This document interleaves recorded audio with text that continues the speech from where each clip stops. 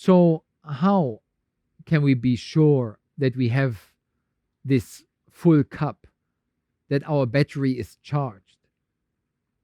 We need to cultivate vitality and, in a way, strength, stamina, resilience on various levels. As we discussed them in other explorations, the physical strength, the energetic momentum, the emotional stability, the mental clarity, and the spiritual integrity.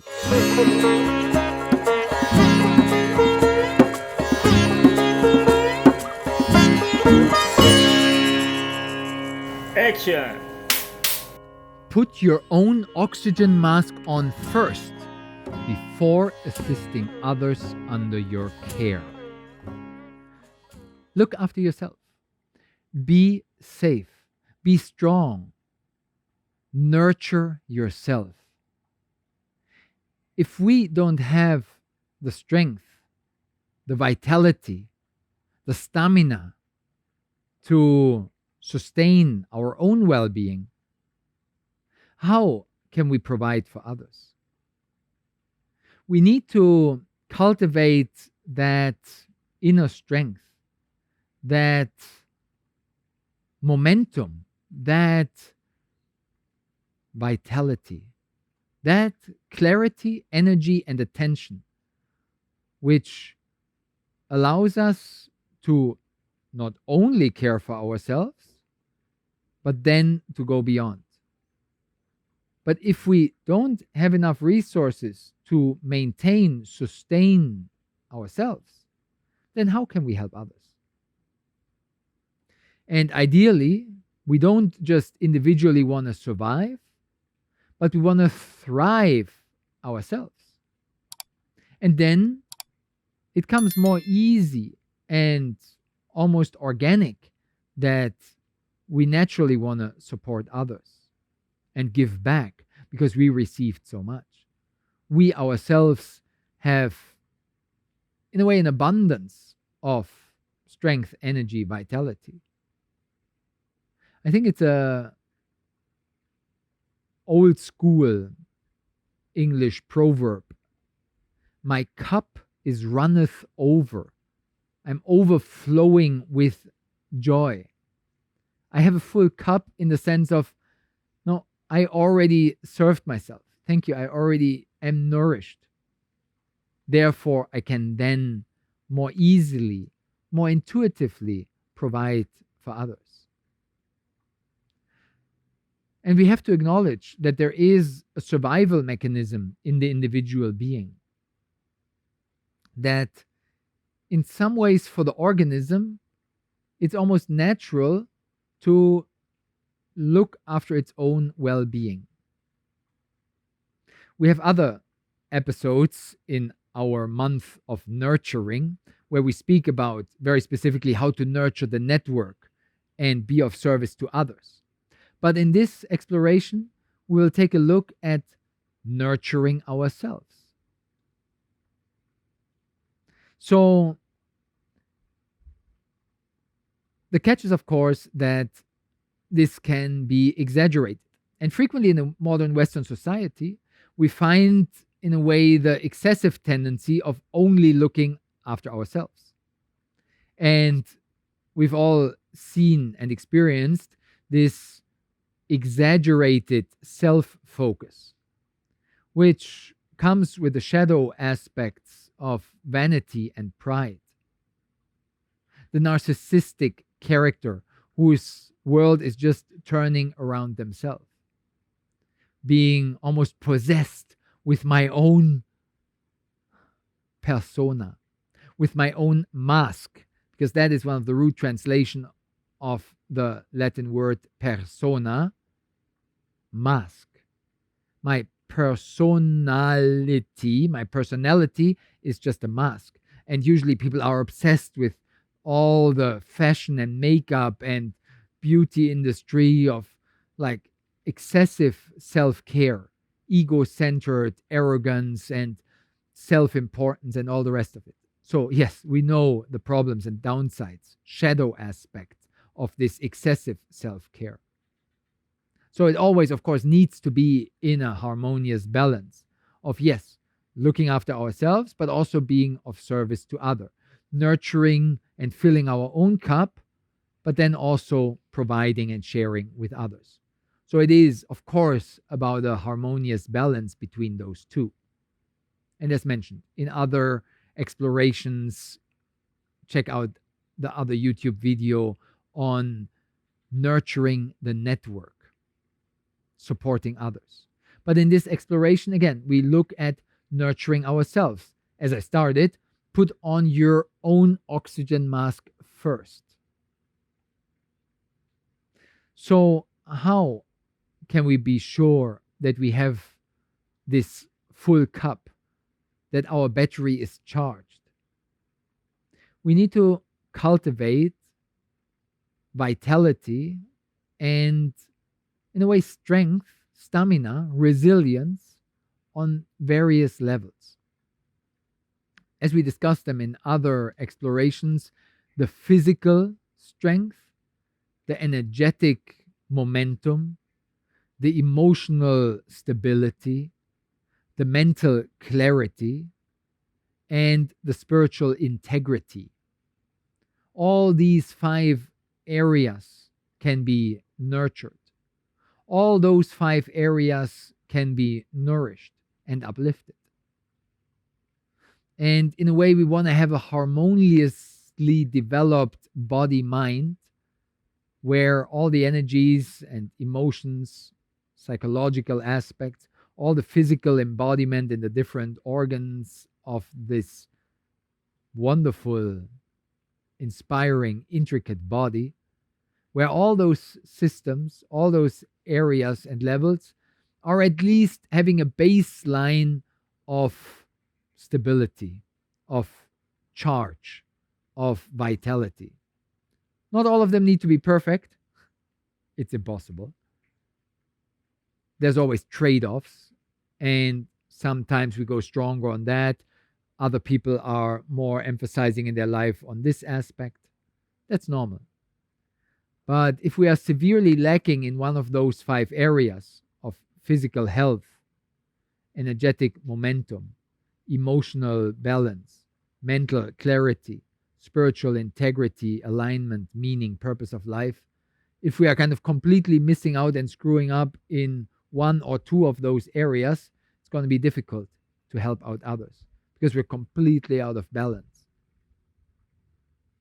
So, cultivating that holistic well being in ourselves, I don't want to say it's a prerequisite to helping others, but it definitely makes it easier, more sustainable.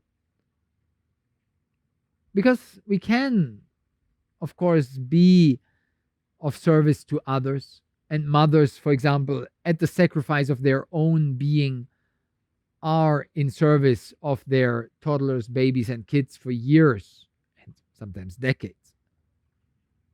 But how long can it be sustained? So then, no, at least an hour per week, hopefully more, giving at least some space for the mother to not only look after herself, but to enjoy herself, to nourish, to nurture, to recharge, to replenish, to regenerate. So otherwise, our battery runs dry. And then we try to continue to be of service, but we are burned out. And then we get, in a way, a thin skin. And we didn't sleep enough. And then emotional reactivity kicks in. And something small goes wrong, and a big reactivity. And somebody challenges us in this and that way, and we just overreact, or we collapse completely. So, yes, there is a beauty in service, and we cherish and cultivate that so much and emphasize it in so many other contexts. But if that service is at the complete expense of our own well being, it's not going to be sustainable in the long run. And maybe I'm willing to pay that price just to be of service to others. And there's a beauty in that. Yet there is a benefit in this harmonious equilibrium of giving and receiving, of serving others, but also allowing others to be of service to me, of giving myself the space, as we could say, giving myself permission to regenerate, to take some time off. And frequently we need to actively take it because kind of the busy schedules don't just give it to us. So I need to set boundaries almost, that I take some time off. I take it. And you want more service of me? Like, no, but full stop. Until here and no further, just once per week for this 1.5 hours, it's me time. But the danger is that then it's like, yeah, but can you not help a bit more? It's like, no, sorry. I would like to, but no, I just, out of protection, to be able to serve you the rest of the week with all that momentum, strength, and generosity, I need to look after myself. I need to withdraw. I need to give some space for this inner peace to reestablish itself. Whatever that can be. It can be practicing some yoga postures, can be some breath work, can be some meditation. But not only those formal practices. Can be going out to nature, meeting with friends,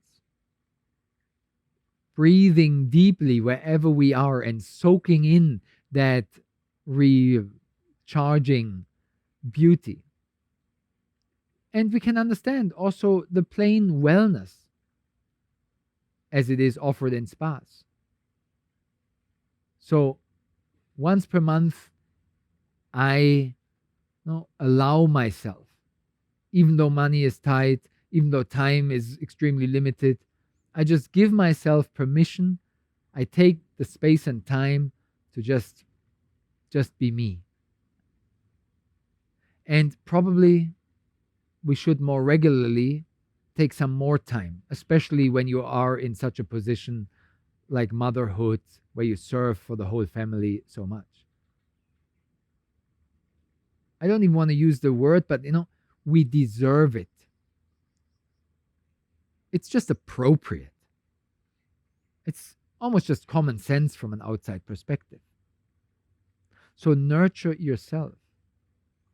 Have the battery maybe not 100% charged up in all of those 5 areas. It's not that perfect in life. But at least on a basic level, recharge yourself. Look after your physical health.